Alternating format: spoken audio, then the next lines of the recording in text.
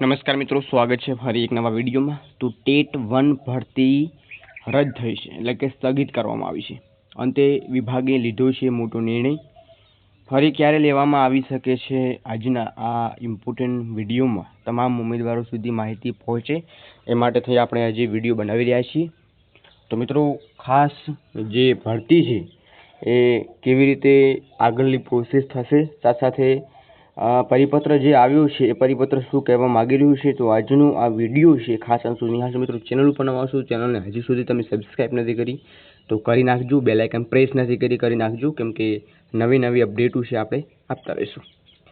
અહીંયા તમને સ્ક્રીન ઉપર જોવા મળી રહ્યું છે કે ગુજરાત રાજ્ય પ્રાથમિક શિક્ષણ પસંદગી સમિતિ દ્વારા એક પરિપત્ર જાહેર કરવામાં આવ્યું છે, જેમાં સ્પેશિયલ એજ્યુકેટર ધોરણ 1 થી 5 અને ધોરણ 6 થી 8માં ભરતી જાહેર વર્ષ 2026ની અહીંયા ગુજરાત રાજ્ય પ્રાથમિક શિક્ષણ પસંદગી સમિતિ ગાંધીનગર દ્વારા 25/5/2026ના રોજ જે પ્રસિદ્ધ કરવામાં આવેલી હતી, જે સ્પેશિયલ એજ્યુકેટર જાહેરાત પ્રમાણે જે સુપ્રીમ કોર્ટના PIL કેસમાં સુપ્રીમ કોર્ટના આદેશ અન્વયે 25/5/2026ના પ્રસિદ્ધ કરવામાં આવેલ જાહેર પૈકી 3/2026 અને 4/2026 અન્વયે કાર્યવાહી સંપૂર્ણ સ્થગિત કરવામાં આવેલી છે। તો કોર્ટ કેસના કારણે થઈ મિત્રો આ ભરતી સ્થગિત કરવામાં આવી છે।